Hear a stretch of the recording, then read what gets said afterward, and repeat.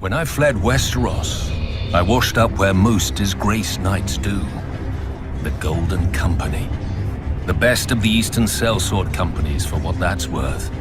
20,000 battle-hardened men, horses, and even elephants, ready to kill their employers' enemies, no matter the cause, no matter the result. The Golden Company began as revenge. On his deathbed, a Targaryen king legitimized all his bastards, either to buy his way into the Seven Heavens or spite the family left behind. As everyone knew would happen, his great bastards weren't satisfied with their father's name and wanted his throne as well, under the banner of the new House Blackfyre. Their true-born brothers disagreed. When the Blackfyres lost the civil war, they fled to Essos to gather a new army in return for what was theirs. But wars cost money, and Aegor Rivers, the leader of the Blackfyre forces who now called himself Bittersteel, decided he could sell his army's services to other lords while waiting to return to Westeros. The Golden Company was born. For their words, they chose, beneath the gold, the bitter steel, to remind themselves that they weren't just hired killers, but knights of Westeros who'd one day retake their home. They never tried, because they were too successful as sellswords. When Qohor declined to pay the new Golden Company for its services, Bittersteel dared what even the Dothraki failed to do, and sacked the city.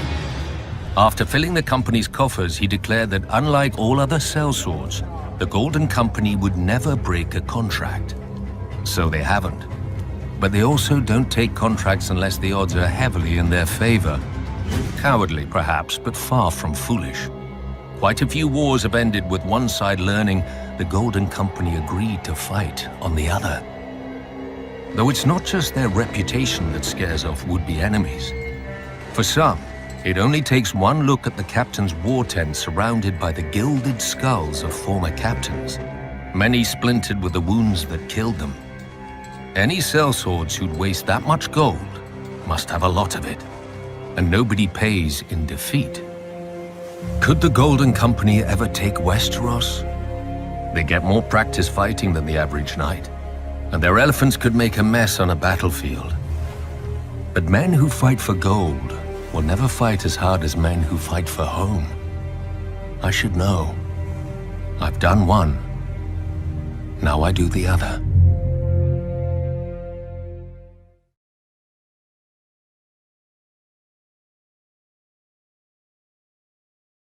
The Citadel of Old Town is the greatest centre of learning in the world. Not that it has much competition, really. Most lords think of books the way they think of younger sons. Useful to have around, as long as they keep to the corners. Back when House Hightower still ruled Old Town as kings, a crippled younger son sought solace in books and those who wrote them, and became the greatest patron of learning in his day. Scholars of all sorts flocked to Old Town to debate and write and debate.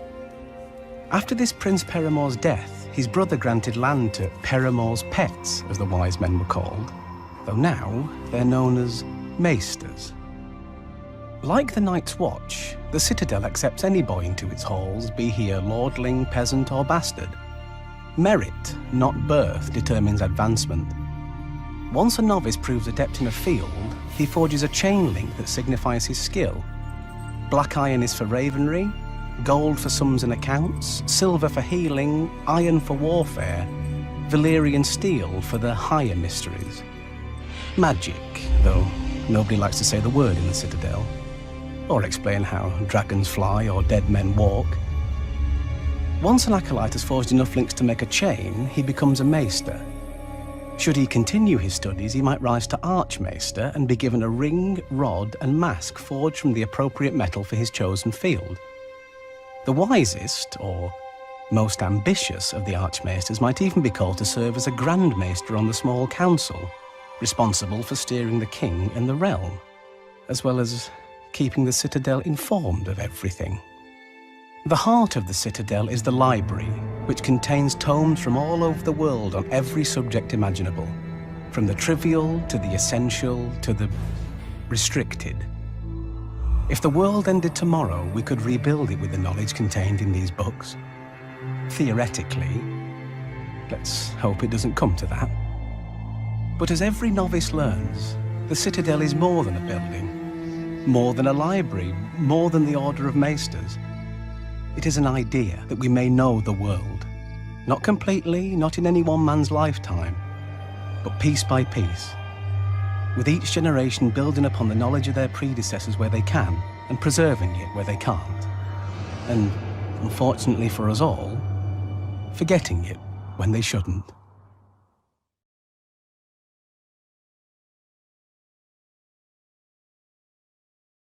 The Maesters don't believe in prophecy, with good reason. The children of the forest supposedly could see into the future, yet were surprised by the first men who nearly ended their race, and the long night, which nearly ended us all. Some Maesters posit that the children's magical sight was invented long after they vanished from Westeros, by singers hoping to thrill peasant girls. Not that most Maesters have much experience in what does or doesn't do that. When Aegon the Conqueror came to the Iron Islands, the priest King Lodos claimed his divine father, the Ironborn's drowned god, had shown him krakens pulling Aegon's ships into the deep. No krakens ever arrived, and even if they had, they wouldn't have stopped Aegon and his dragons without wings of their own. Confused, Lodos filled his pockets with stones and walked into the sea to take counsel with his father. Thousands followed him, but apparently the drowned god didn't appreciate a crowd. Their corpses washed upon the Iron Islands for years. According to legend, House Targaryen survived the doom of Valyria thanks to Daenys the Dreamer, who foresaw the calamity and convinced her father to flee their homeland. It could be true. The Targaryens were always a bit more. But as Maester Yendel points out, in the east the Targaryens were one of 1,000 minor noble families, and in Westeros they became kings. Politics, not prophecy, could have drawn them to our shores. Politics can also explain the prophecies of Daemon Blackfyre II, a Targaryen bastard rumoured to possess the family gift. While posing as a hedge knight, he told a future Lord Commander of the Kingsguard that he dreamt of a dragon hatching at White Walls Castle, and took it as a sign that he'd win the Iron Throne. Perhaps if he'd slept a bit longer, he'd have dreamt of the King's Hand putting down his rebellion a day later, before it even began. Most Maesters dismiss all Targaryen claims of prophecy as mystic nonsense, a relic of their Eastern ancestry. To be fair, across the Narrow Sea there isn't a market without a warlock from Karth telling fortunes or a shadowbinder from Ashai reading fates in blood. Or so I hear. From the Maesters. But when I was a boy, I overheard the cook whispering to a maid about a woods witch camping outside Horn Hill who was called Maggie the Frog. Now I realise it was probably a corruption of the Eastern word for wizards, Magi. One day my father rode out hunting, though no game was in season, and whatever power she had likely didn't save her. Even the wisest Maesters, however, have no answer for the Red Priests who prophesy about the return of the Long Night. For thousands of years, they've kept watch for the return of the prince who was promised, who will be born amid salt and smoke to drive off the darkness once again. Prince of what realm, promised by whom and to whom? The prophecy doesn't say, but at the very least it confirms that not even Essos escaped the Long Night. I imagine the cataclysm must have confused the East. Unlike Westeros, they wouldn't have known of the Night King, or the White Walkers, or the war waged by the First Men and the Children of the Forest. They would have just seen a terrible winter descend and linger far too long until spring magically returned to the world. Yet somehow, maybe from passing merchants, maybe in their fires, the Red Priests saw the truth. Now the truth is here again, for anyone to see. But the Maesters refuse. They debate and question and doubt, not to choose the wisest course, but because they're too used to doing nothing else. Most prophecies might be lies, but not all of them. The Long Night is coming. If we don't believe that, well, we won't need any prophecy to tell us our future.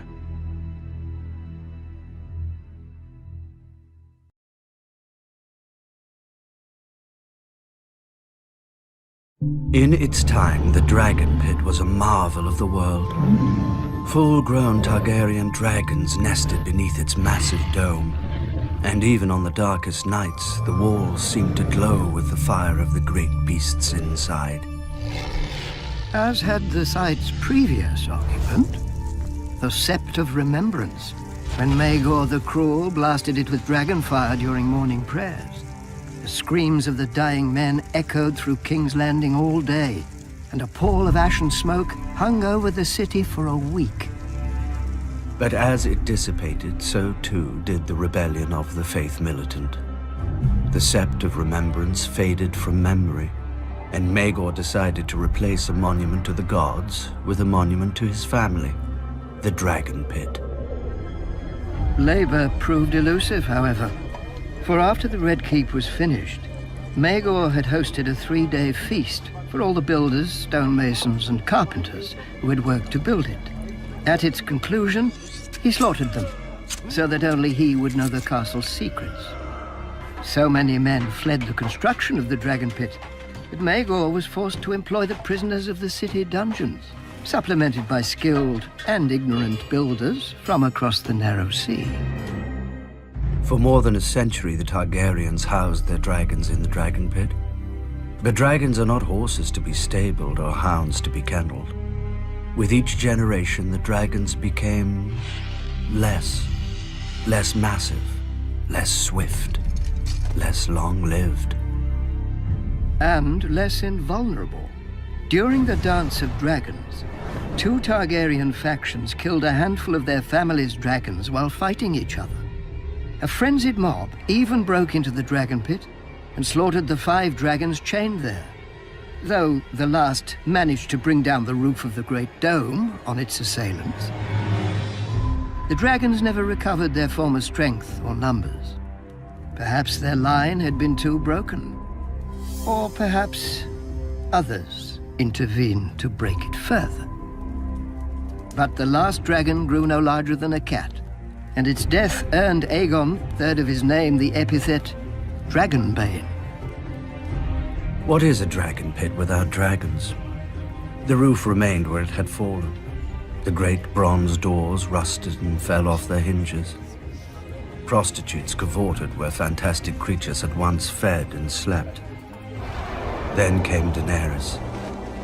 Now dragons once again darken the sky, but they will never darken the dragon pit again. Daenerys has learned the folly of chaining her dragons. The Dragon Pit is and will remain a ruin of a bygone age, when kings and queens flew high above their countrymen.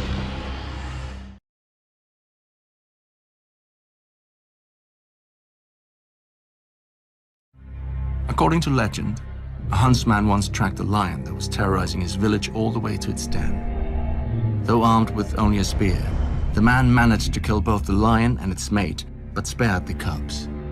This mercy so pleased the old gods that they sent a shaft of sunlight deep into the cave, gleaming off golden walls. The hunter became a miner and built a ring fort to guard his new wealth. Nobody ever asks what happened to the cubs. Maybe the gods forgot about them and they starved. Maybe there never were any cops, a lions, a hunter. Doesn't matter. Someone found enough gold in that cave to buy whatever truth he wanted, along with a castle that he'd name after his new family, Casterly Rock. Thanks to that gold, Casterly Rock soon became the largest, wealthiest, and best defended castle in Westeros. An army that struggled up the main approach would still have to climb thick, high, and well-defended walls. Should they choose instead to lay siege, the sea helpfully carved a massive cave beneath the castle, which over time became a private port complete with docks, wharves, and shipyards. And so, to this day, even with all the gold in Westeros to tempt invaders, Casterly Rock has never fallen. At least, not in battle. The castle is sadly all that remains of its namesake family, the Casterlys. According to another legend, my ancestor, Lan the Clever, swindled the castle from them. The most common story is that he found a hidden cleft in the rock and snuck into the castle. At night, he whispered threats into sleeping ears, howled in the darkness, planted one brother's treasures in the room of another, and so forth. By the end of his games, the Casterlys believed a demon was haunting their home and fled. My brother prefers a different version. Lan the Clever did find a secret entrance into the rock, but used it to have his way with the Casterly maidens. Eventually, the girls gave birth to golden-haired bastards, and the Casterlys had no choice but to accept their father into the family. In gratitude, he changed the family name to honor himself, and House Lannister was born. The Casterlys used the gold of the rock to become lords. The Lannisters became kings. For thousands of years, the Kingdom of the Rock ruled the Westerlands. When the Ironborn became a nuisance, my ancestors sailed to the Iron Islands and returned with 100 Ironborn hostages, promising to hang one from the rock every time the Ironborn dared raid our shores. The Ironborn stayed away, well, after 20 or so. When the Andals arrived after sweeping across the rest of Westeros, we invited their sons and daughters into the rock as squires and court ladies. I don't think we ever had to hang any of them. Finally, Aegon the Conqueror defeated us on the Field of Fire, and my ancestor knelt. Still, little changed but titles and taxes. For when Visenya Targaryen saw the rock, she gave thanks that my ancestor had met Aegon on the field. Even Dragonflame would have washed over the castle like the waves and left just as much a mark. But now the mines are dry, and Casterly Rock is just that, a rock. Our gold has passed into legend, just like the merciful huntsman and Lan the Clever. As will our family if we lose this war. Unlike the Casterlys, however, we won't even have a castle to remember our name.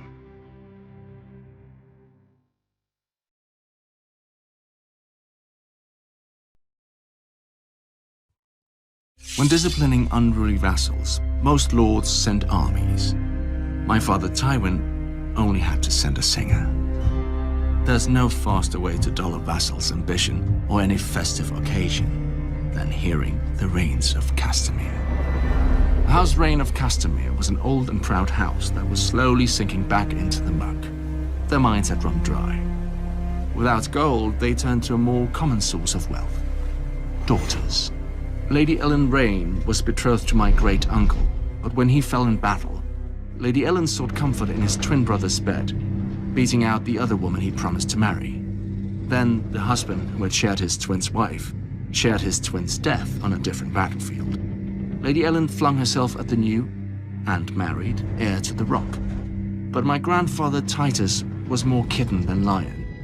He ran away and told his wife of Lady Ellen's designs, and Lady Ellen soon found herself married off to Walderon Tarbeck, lord of another failing house.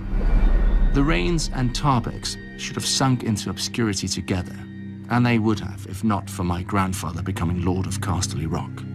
At first, the Westerlands laughed with the Laughing Lion, as the jovial Titus was called. But when men realized this lion had neither teeth nor claws, they started to laugh at him. None laughed harder than the Rains and Tarbecks. Though Lady Ellen was no longer welcome at Casterly Rock, Titus didn't refuse her brothers, Roger and Reynard Rain, not even when they asked for extravagant loans. Thanks to our family's gold, Lady Ellen restored Tarbeck Hall to a splendor she hadn't known since being cast out of our home. When my grandfather broached the subject of repayment, Roger and Reynard only laughed. And soon enough, my grandfather was laughing along with them. Then my father Tywin returned from the War of the Ninepenny Kings, where he'd seen how the rest of the realm sniggered at House Lannister. Determined to restore our proper place, my father demanded the immediate repayment of all debts to the Rock, or a hostage from those who couldn't pay. Reynard Rain merely laughed when he received the raven. Lord Walderon Tarbeck chose to ride to Casterly Rock, sure that he could cow Lord Titus into rescinding my father's commands. He could have, except it wasn't Titus who met him at the gates, but my father, who had Lord Walderon thrown into a dungeon. Lady Ellen protested. The Rains threatened war, and finally my grandfather broke and released Lord Tarbeck with an apology no less. As if bathing himself in shame, Titus further forgave all the Tarbeck debts to our house. To celebrate the end of hostilities, Lord Roger feasted Titus at Castamere, and the two lords proclaimed their friendship for eternity. My father allowed eternity to last a year. When he summoned the Rains and Tarbeks to Casterly Rock to answer for their crimes, they rose in revolt, exactly as he expected.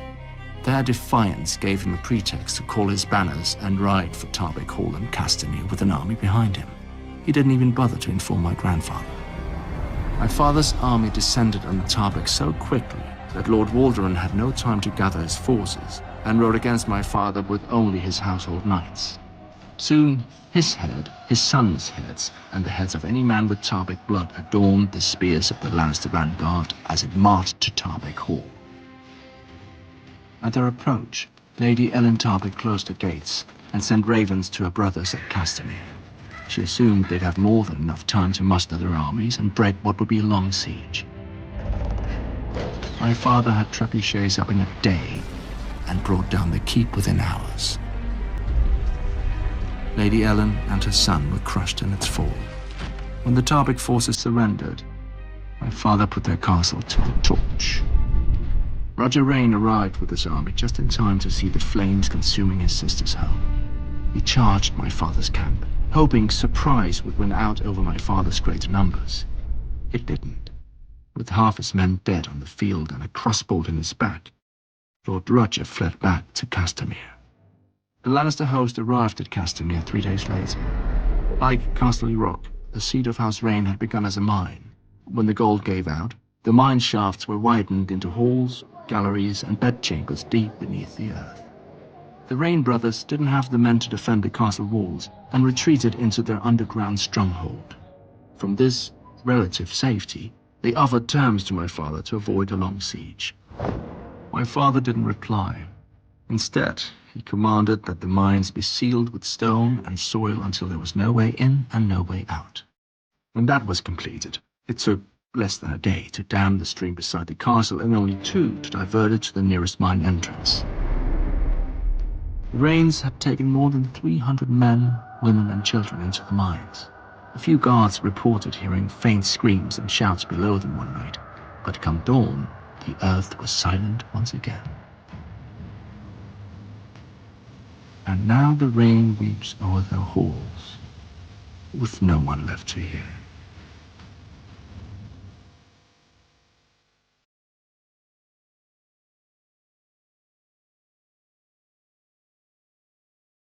What the king dreams, the hand of the king builds. Or, so say the kings, the hands, and the lords who wish to be hands. The lowborn put it differently. The king eats, and the hand takes the shit. The fact is, most kings hate ruling. We shouldn't blame them. Their only qualification is blood. So, naturally they're wary of a seat made of blades. Far better to find other men to rule in their stead. But how should a king select his hand? Family? One king chose his brother, Prince Maegor, a warrior who was proud and arrogant. Maegor agreed to marry the High Septon's niece to unite the faith and the crown, but then secretly wed a second wife in a Valyrian ceremony, artfully combining bigamy and heresy. When word of it got out, the king was forced to exile Maegor and choose a Septon as his new hand. But the damage had been done. The king had trusted in family, and his brother had set off a rebellion that would claim his rule and his life. Strength? As little more than a boy, Sir Criston Cole replaced the legendary Sir Rayam Redwine on the King's Guard and soon rose to Lord Commander. But knights only know one way to settle disputes. When Prince Aegon's father died, Sir Criston slit the throat of an advisor who objected to Aegon's ascension over his aunt, the anointed heir. His actions so pleased the new king, Aegon, second of his name, that he appointed Sir Criston as his hand in the ensuing civil war, called the Dance of Dragons. Neither Sir Criston nor the king, nor even the Targaryen dragons would survive it. Perhaps it's no surprise that the wisest king in the history of Westeros made the wisest choice for his hand. The son of a lowly blacksmith, Septon Barth had few options for advancement in the world, and even fewer after his family gave him to the faith as a child. But as royal record keeper, Barth impressed the king so much that the king, defying all his high-born advisors, made Septon Barth his hand. 40 years of prosperity ensued. So much did Barth accomplish that many lords and commoners credited him with sorcery. No other explanation could they accept for a man without blood or skill at arms, because what Barth had was rarer than both: a sharp mind. Years later, the realm had no sharper mind than Lord Tywin Lannister, hand to King Aerys Targaryen, or, as history remembers him, the Mad King. He saw assassins and plots in every shadow, heard whispers in silence, and burned men alive. But his greatest madness by far was driving away Lord Tywin.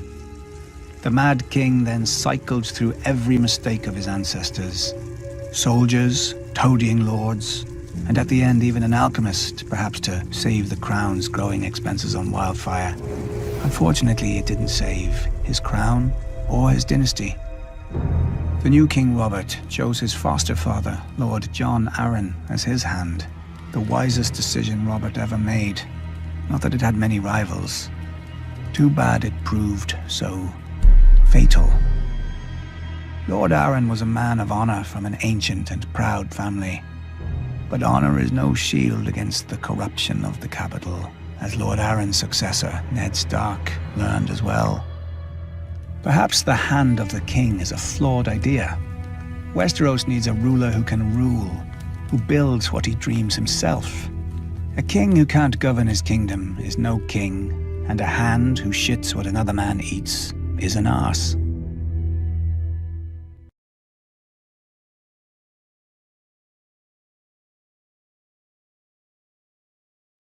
The Tyrells claim Highgarden, but they didn't build it. They claim descent from the first king of the Reach, but only through the female line. The truth is that House Gardener built Highgarden when they ruled the Reach as kings, not lords.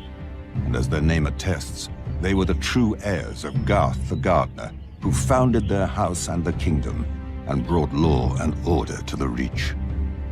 He built Highgarden as a fortress, not a pleasure palace. In those dark days, the Ironborn raided up and down the Mandar at will, and the Dornish were even more trouble than they are now. While enduring shame, a Dornish army once sacked Highgarden and destroyed the Oaken Seat, the living throne of the Gardener Kings planted by Garth Greenhand himself. The Gardeners responded wisely, sending armies of their own to pacify and defend the countryside. My ancestors at Horn Hill joined them, as did the other great families of the Reach. Even House Hightower yielded without a fight, choosing marriage into House Gardener over a war that would weaken us against outsiders. But the outsiders still came. The Andals swept across Westeros, destroying many ancient families and kingdoms. When the invaders arrived at the Reach, led by Sir Alistair Tyrell, House Gardener chose accommodation over battle, hoping honors and marriages would sate the foreigners' ambitions. The Tyrells were welcomed into service as hereditary stewards of Highgarden. Thousands of years later, they repaid the Gardeners for their acceptance. When Aegon Targaryen declared that Westeros was now his, King Mern IX allied with King Loren Lannister of the Westerlands. Together, they fought to save Westeros from another foreign barbarian, whose family practices put decent men to shame. But the dragons won, and the Field of Fire claimed Mern and all his sons, grandsons, and brothers. Instead of using the castle for what it was built to do, Harlan Tyrell surrendered it to Aegon without a fight. In exchange, Harlan was given the castle his family had served for thousands of years, with all its attendant lands and lords, including my family. Perhaps the Tyrells were great once, but Harlan gave away their honor when he opened gates that weren't his to open, and to a foreign invader. Ever since, there hasn't been a Lord Tyrell who wasn't a mockery of the title. Women rule that house. Everybody knows it. And look what it's wrought. Their proper lord, heir, and queen, dead, leaving only a shrunken old woman who forgets her loyalties to the realm either in grief or dotage. But her thorns won't protect her more than any other rose when the hand comes to rip them out.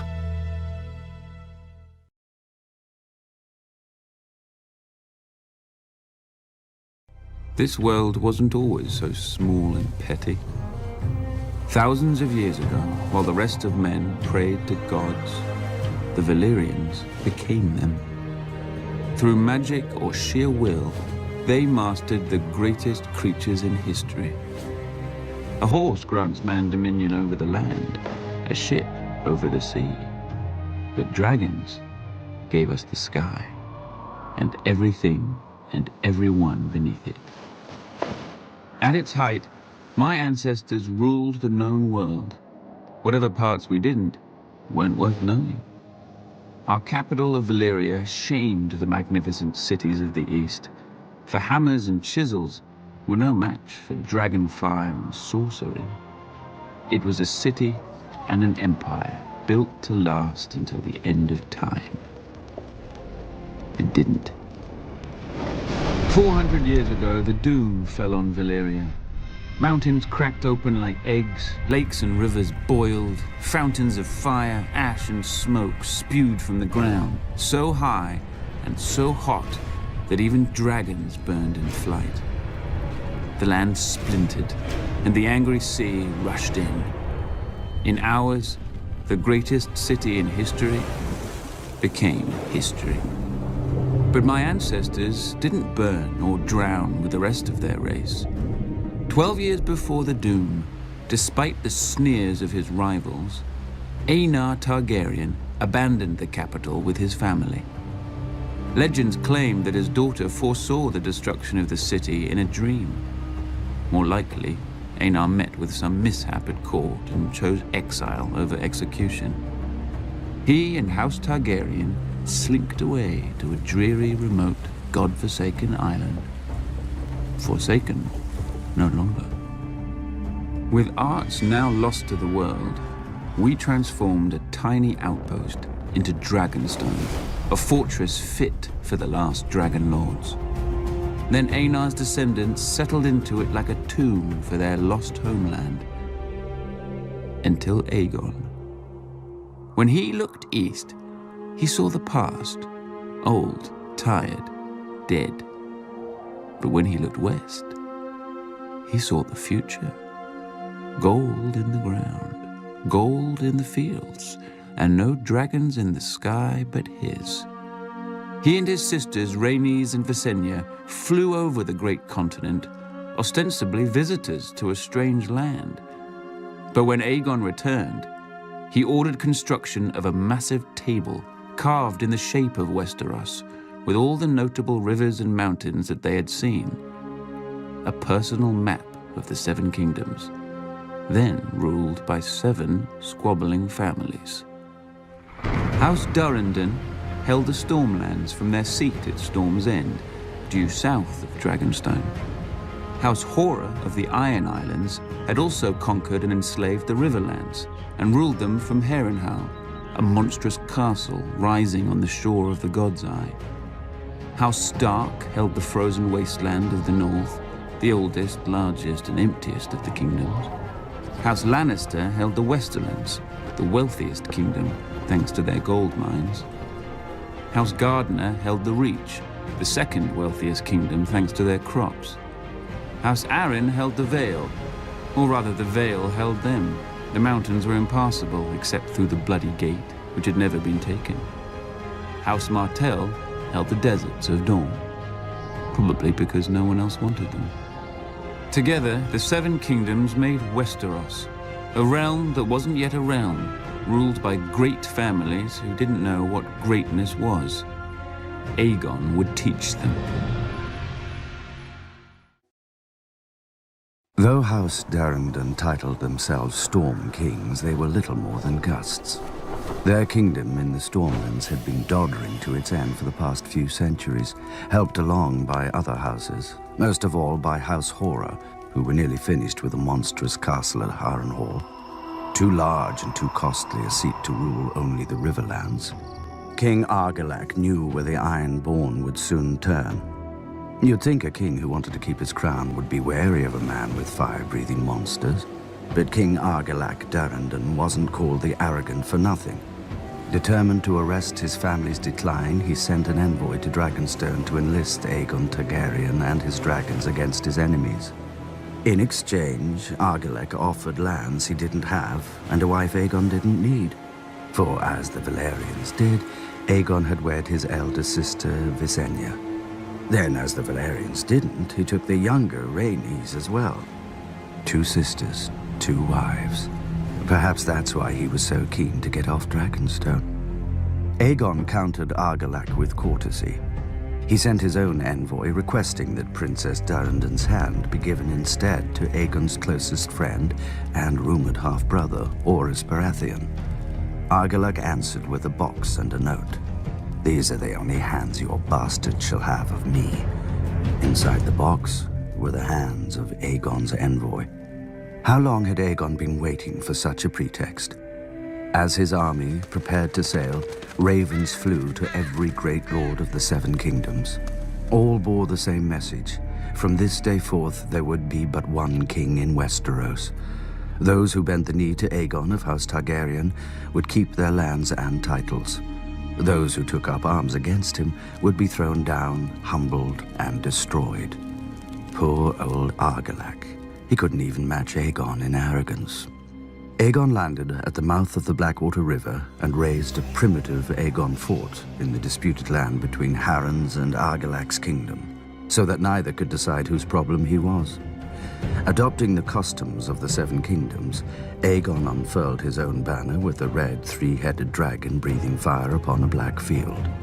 Visenya crowned him with a ruby-studded circlet of Valyrian steel, while Rhaenys hailed him as the first High King the continent had seen since the Dawn Age.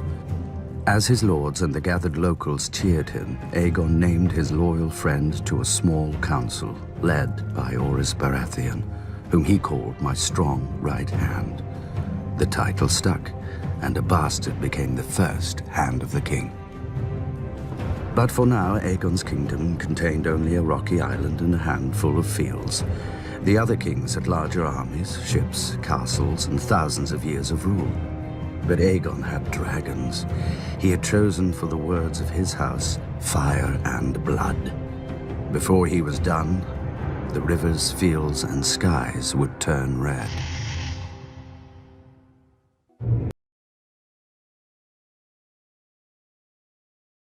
Harren of House Hoare inherited a kingdom that stretched from the Iron Islands to the Triton. Too great a kingdom to rule from a castle as shitty as Pike. For 40 years, his Ironborn plundered the riverlands for stone, timber, and slaves to build a seat worthy of him. Legend has it that masons laid the final stone in Harrenhal on the very day that Aegon landed in Westeros. Could have been a divine omen. Could have been the masons wanted to fuck off before the dragons got there. They weren't the only ones. At Aegon's approach, Harren's river lords revolted, led by House Tully. I thought Harren noticed. Harrenhal could repel an army of 1,000,000 men. No ladder could summit its walls, and no ram could shatter them. The castle was as impregnable as an old mate's cunt. Harren shut his gates around himself, his sons and his Ironborn, and waited for Aegon's army to drain back into the muck. When Aegon finally saw the monstrous castle, he asked for parley. Harren granted it. Valyria had been the greatest empire the world had ever seen. Harren wanted to piss on its ashes. Yield now, and you may remain as Lord of the Iron Islands. Yield now, and your sons will live to rule after you. You see my army outside your walls. You see my dragons. What is outside my walls is of no concern. Those walls are strong and thick.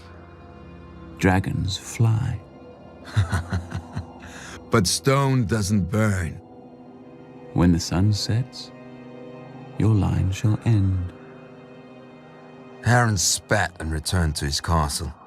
Once inside, he promised lands, riches, and Tully's daughters to whoever could bring down Aegon or his dragon. As the sun sank below the horizon, all of Harren's men patrolled the battlements, hearing wings in every gust of wind.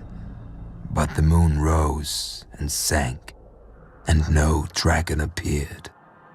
While the Ironborn were ringing the battlements, Aegon drove his dragon Balerion higher and higher in the night sky, so that even the great castle of Harrenhal looked like an anthill below them. Then they plunged straight into the castle, well inside the guarded walls. The 5 towers of Harrenhal reached towards Aegon like a hand. Balerion opened his mouth and bathed all the fingers in flame. Harren was right. Stone doesn't burn, but men do, even when they're Ironborn. The dragon blasted my ancestors into ash that choked the survivors when they screamed. Harren's soldiers leapt from the battlements and died. They huddled against the walls and died. They fled across the yard and died. Harren and his sons took shelter inside the castle. The stone didn't burn, but as Balerion blasted it with fire, it glowed white hot.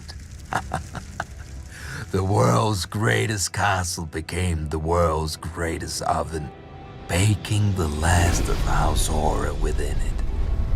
Outside the castle walls, the towers of Harrenhal glowed red against the night and began to twist and melt like 5 huge candles, with liquid stone trickling down their sides like wax. The next morning, Aegon forged a new Riverlands. He named the rebel Edmund Tully as his Lord Paramount of the Trident, and had the other river lords swear him fealty as their new liege. For centuries, House Horror had terrorized the Riverlands. Under House Tully, the Riverlands would at last return to peace and prosperity. After the castle cooled enough to allow men inside, Aegon ventured into the ruin he'd made of Harrenhal. He saw the ashen bodies, the scorched stone, and the mangled and melted swords of his former enemies. To his men's confusion, he ordered these useless swords collected and sent to his Aegon fort.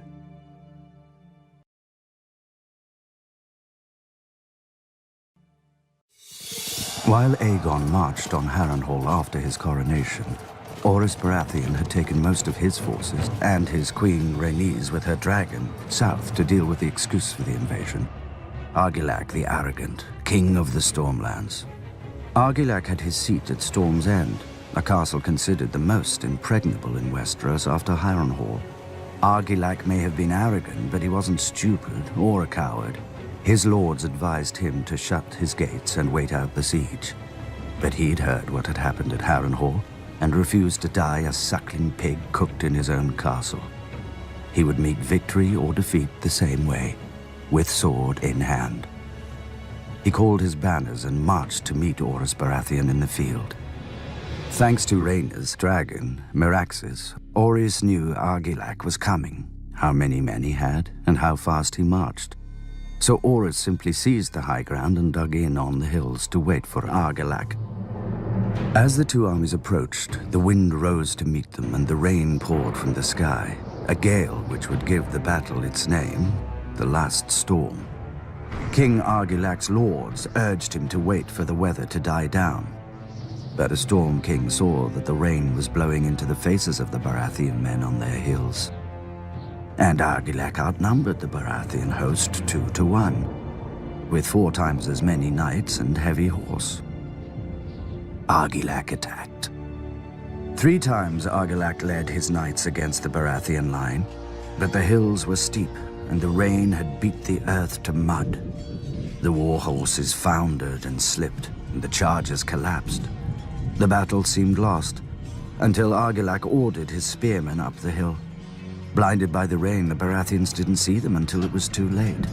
One hill fell, then another, and another, until only one remained in the Baratheon center. If Argilac could break through there, he could split the invading army and flank both halves. Argilac and his men charged, and the Baratheon line broke. revealing Queen Rhaenys and Meraxes. Argilac's vanguard burst into flame and his men panicked. The victory charge fell into chaos, and Argilac himself was thrown from his horse. But he didn't yield. When Orys Baratheon arrived, he found the old king holding off half a dozen men, another half dozen dead at his feet. Orys dismounted to meet the king on equal footing and offered Argilac one final chance to yield. Argilac cursed him instead. As the storm raged around them, the grizzled old warrior and the bearded upstart fought for life and kingdom. In the end, Argilac got his wish. He died, sword in hand. As word of Argilac's death spread, his lords and knights threw down their swords and fled.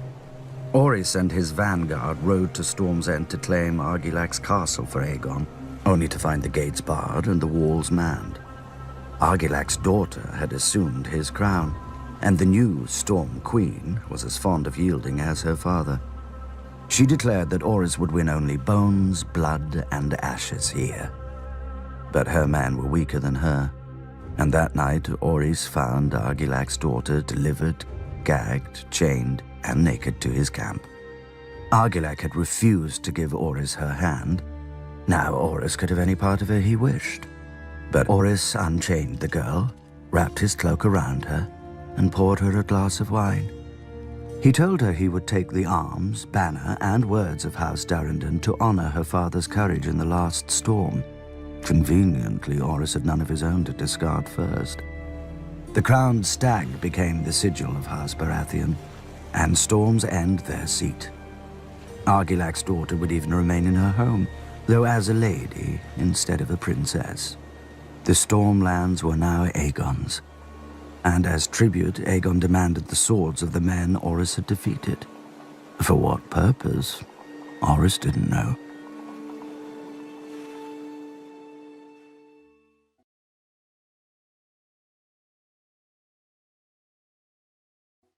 Aegon now ruled 2 of the 7 kingdoms, but he would no longer be able to take the rest piecemeal. For the first time in thousands of years, the kings put aside their squabbles and joined forces against a common enemy. My ancestor, King Loren of House Lannister, was head of the wealthiest family in the 7 kingdoms. When King Loren joined his forces to Mern of House Gardner, king of the Reach, they had the mightiest army in history, a so-called Iron Fist, to break the would-be conqueror. But while an iron fist can smash a man's face in battle, you'd look silly hunting birds or beasts with it. And Aegon had a creature that was both. The kings had never even seen a dragon, let alone fought one. They had fought each other for thousands of years, and victory always went to the larger army. Surely, a force 5 times that of Aegon's could manage 1 dragon. But Aegon arrived with 3. Still, the Lannisters and Gardeners hoped for victory. The battlefield they chose was a wide plain with firm ground and clear skies, perfect for archers and mounted cavalry.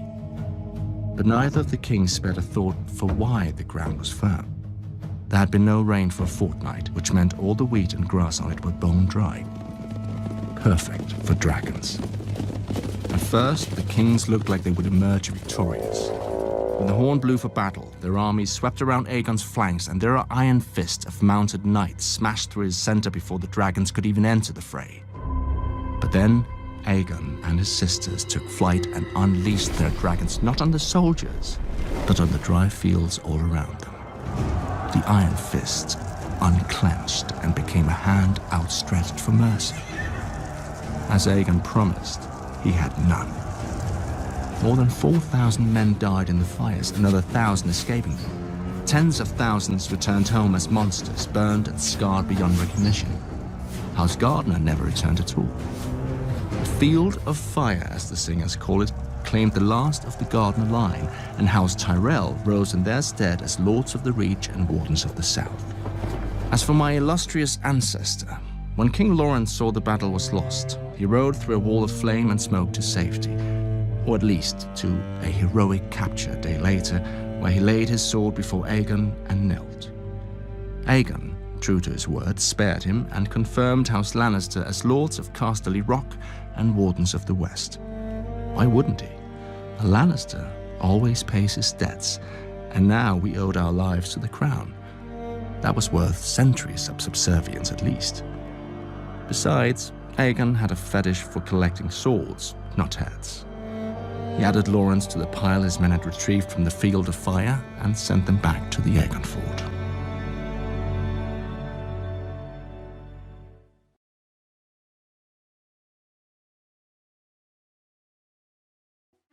With most of the south in Aegon's hands, the best chance to throw back the Conqueror now lay with the north, if we cared enough to try.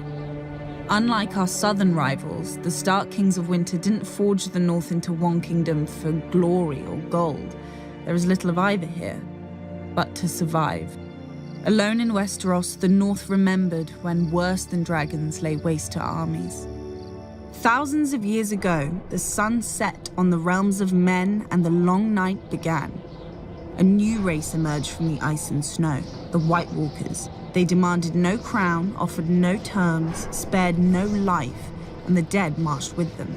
With humanity facing extinction, a Stark sought out the children of the forest, the most ancient beings in Westeros, and convinced them to ally with the men they'd once fought. Together, the two races pushed the Walkers back into the land of always winter and sealed it off from the Seven Kingdoms with the Wall. 300 miles of ice, stone, and earth, rising nearly 700 feet tall.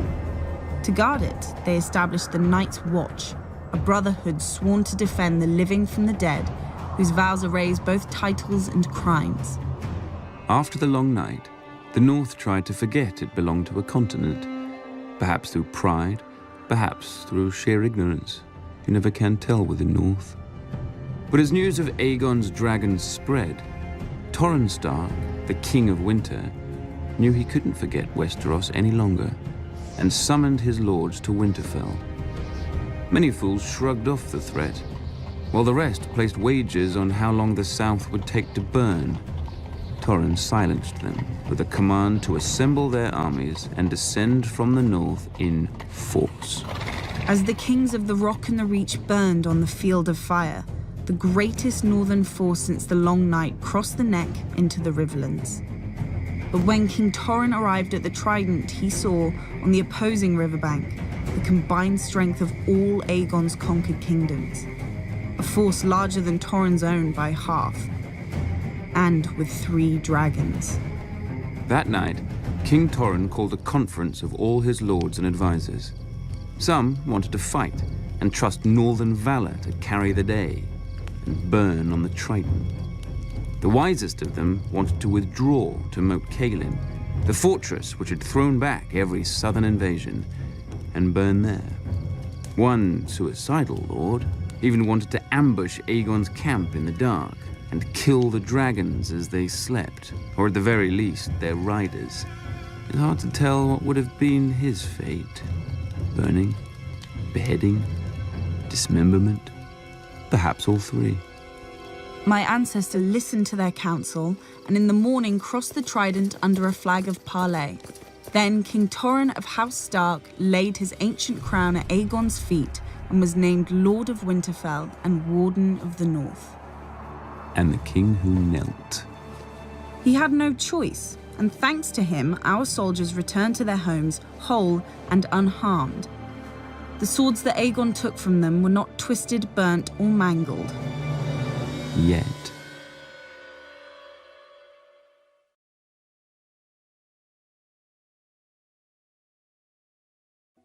The Vale of Arryn was the last of the great kingdoms left.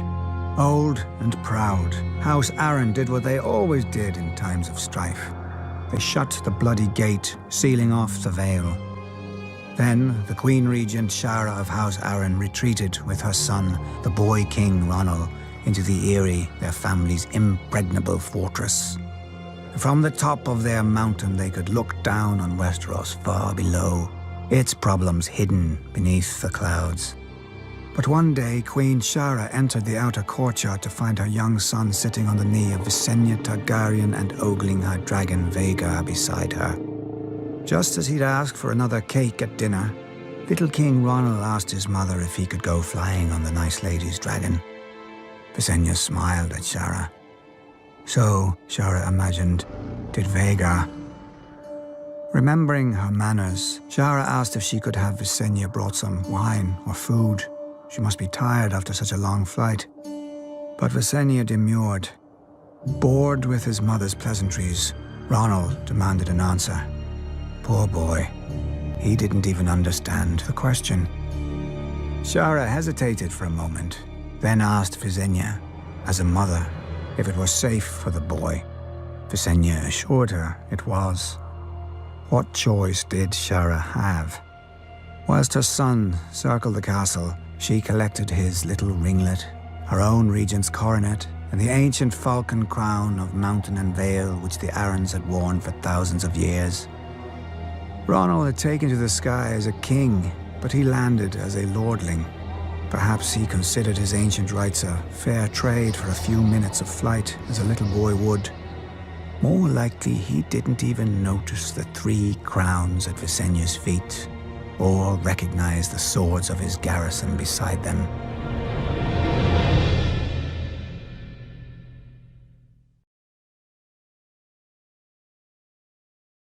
The heads of Westeros had bowed to Aegon, but its heart still beat free. Old Town, the center of the faith of the Seven. There dwelt the High Septon, the father of the faithful, who commanded the obedience of all Westeros, save the savages of the north and their old gods. When Aegon had landed in Westeros, the High Septon had locked himself in the Starry Sept and fasted for 7 days and 7 nights, one for each of his gods.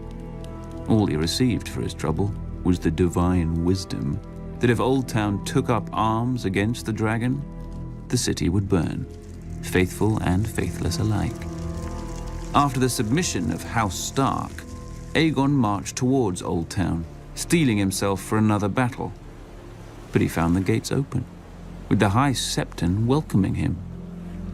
The pious fool even had the arrogance to grant what Aegon had already won, and anointed the last Valyrian as Aegon of House Targaryen, first of his name, King of the Andals and the First Men, Lord of the 7 Kingdoms, and Protector of the Realm. As if titles meant anything to a man before whom time itself now bowed. The Maesters would hence divide all history into before and after conquest. Most expected Aegon to stay and make Old Town his seat. But soon after his coronation, Aegon returned to the mouth of the Blackwater River, where he had first set foot on Westeros. A small town had since sprouted around his primitive fort. To honor their new master, the locals dubbed it King's Landing, though it looked more fit for a hedge knight, with wooden palisades, muddy streets, and piles of mangled swords carted in from every corner of the conquest. But when Aegon made it his court, wood became stone, black mud was buried beneath a red keep, and the collected swords of Aegon's foes were blasted by dragonfire and became a seat fit for the conqueror and the greatest dynasty this world has ever known. House Targaryen, my family, my throne. Or so it should have been.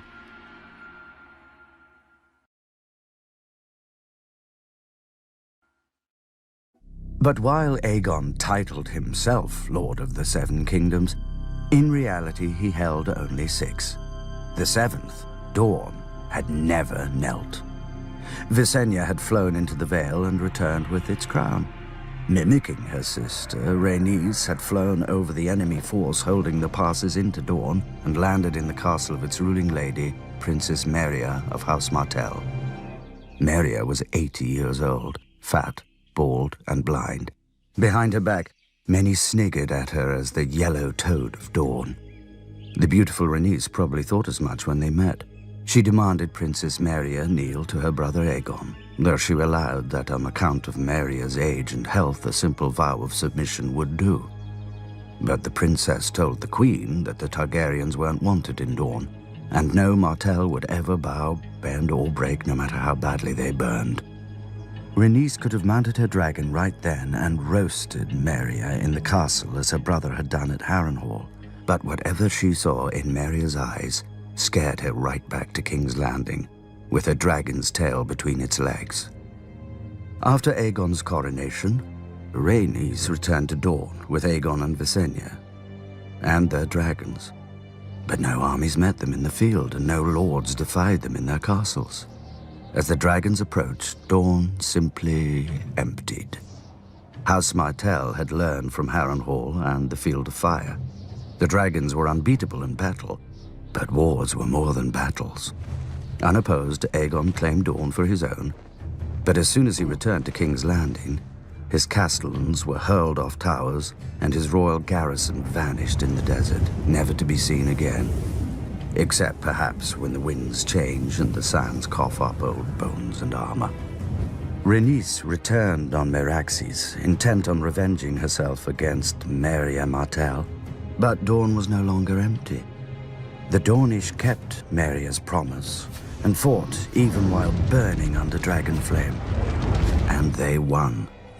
One day a bolt pierced the eye of Meraxes and knocked the dragon out of the sky. House Martell remained unbroken, unlike the unfortunate Rhaenys. In their wrath, Aegon and Visenya set flame to every castle and city but Sunspear, trying to turn the people against House Martell. But the Dornish stayed loyal, and when Aegon returned to King's Landing, he found assassins waiting for him in the streets of his own capital. If not for Visenya, the Conqueror would not have enjoyed his conquest for very long. From then on, the king and his family would be guarded by the 7 greatest knights in the realm, the King's Guard. When Meria died in her sleep, her weak and tired son sued for peace. But old Meria had exhausted Aegon as well, and he granted the request. The Targaryens still wanted Dorne, and eventually they would have it, but not at the point of a sword. They would buy it the same way great lords buy anything, with a daughter.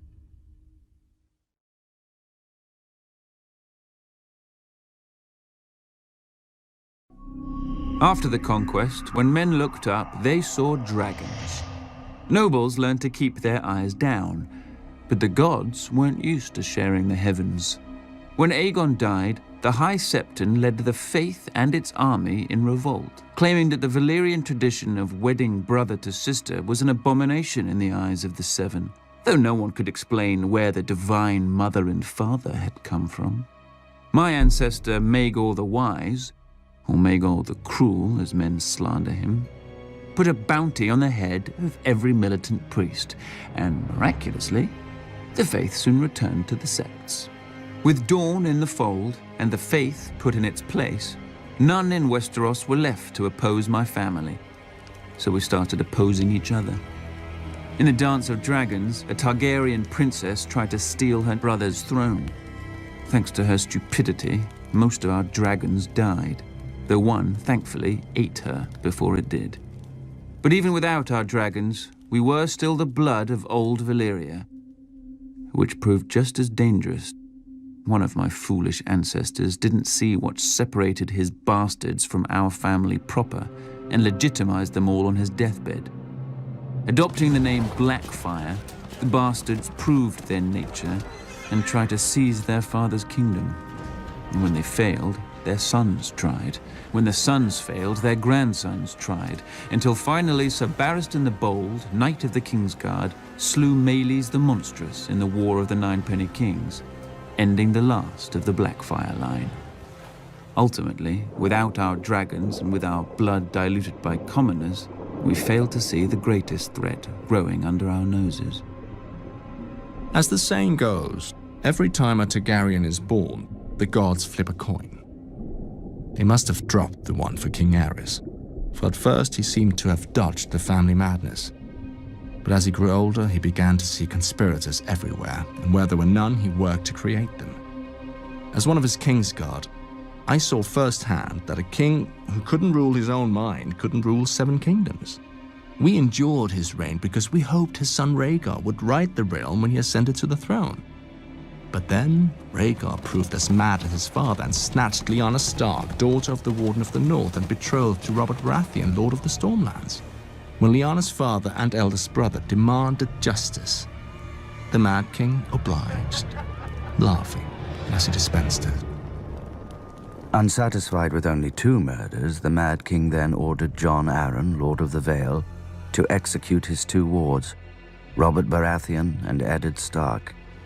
Instead, Jon Arryn raised the Vale in revolt, Ned Stark slipped past royalist sentries and raised the north, and Robert won 3 battles in a single day to unite the Stormlands behind him, only to be defeated by a royalist army and forced to flee, leaving his home of Storm's End besieged.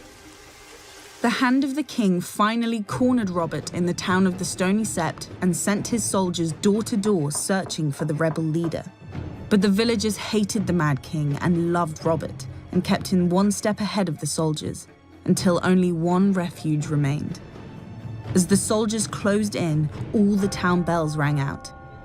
Hearing of Robert's plight, our father and Jon Arryn had rushed to the Riverlands and enlisted our grandfather Hoster Tully to help them. Together, they routed the Hand's army and rescued Robert. To celebrate and cement the Tully alliance, our father wed our mother Catelyn, and Jon Arryn took our aunt Lysa. Only a fortnight later, both men rushed back into the field, for the dragon had finally woken. While my father's servants were losing my father's kingdoms, my brother Rhaegar had been cooped up with his mistress, whore, whatever else, I'd call her a distraction. But now Rhaegar came to his senses and returned to King's Landing. He persuaded our father to summon his estranged friend, Lord Tywin Lannister, the richest and most powerful lord in the realm. Rhaegar himself would lead the royal army against the usurper, Robert. On the banks of the Trident, my brother fought the man whose wife he'd stolen, and who fought to steal his birthright in return. In the end, Robert wanted it more. His hammer shattered my brother's armor, and its rubies fell into the river like raindrops, vanishing in the current. With Rhaegar's defeat, nothing stood between Robert and King's Landing. Imagine the king's surprise a fortnight later when he saw not stags, but lions outside his gates. His former hand, Tywin Lannister, had come to the capital with a force even Robert couldn't match, claiming to be loyal to the king. Trusting what he wanted to believe, Aerys ordered the gates opened, and the Lannister forces dutifully began to rape, pillage, and murder the king's actual loyal subjects. When Eddard Stark finally arrived at the capital with Robert's army, he found Lannister banners hanging over the sacked city, Targaryen corpses littering its streets, and Sir Jaime Lannister sitting on the Iron Throne. Below him, the Mad King Aerys, whom Sir Jaime had sworn to guard, lay in a pool of his own blood from a sword thrust through his back. Lord Eddard might have thanked Sir Jaime for doing the realm a favor, but honorable as he was, Lord Eddard condemned Sir Jaime as a kingslayer, a name he would never escape. Unlike Lord Eddard, Robert appreciated my contribution to his glorious victory. He pardoned me for my crime and even kept me on his Kingsguard beside Sir Barristan Selmy, who'd been wounded at the Trident fighting for Rhaegar. True, both of us had failed to protect our Targaryen charges, but perhaps that's what Robert liked most about us. When my father presented Robert with the bodies of Rhaegar's wife and 2 children, Ned Stark hiked up his skirts and demanded Robert send their killer to Dorne and me to the Wall. But I saw what Ned couldn't. Robert was ashamed of the bodies, and more ashamed of his relief. He knew that Rhaegar's heirs had to die or his throne would never be safe. But glorious heroes didn't kill children. They simply didn't punish their murderers. No doubt I would have suffered a similar fate. But my father had wisely sent me and my pregnant mother to Dragonstone. When the usurper heroically sent men to kill me and my newborn sister to protect his stolen throne, a loyal knight smuggled us across the narrow sea to Essos. And so the last dragons of Valyria, heirs to the greatest dynasty from the greatest civilization this world has ever known, slept in sewers and foraged for scraps in alleyways, 1 step ahead of the usurper's knives. and one step behind the whispers of his spy master, Varys. But we won't run forever. One day I'll return to my kingdoms with an army, take back my throne, and repay all traitors with the only coin my family knows: fire and blood.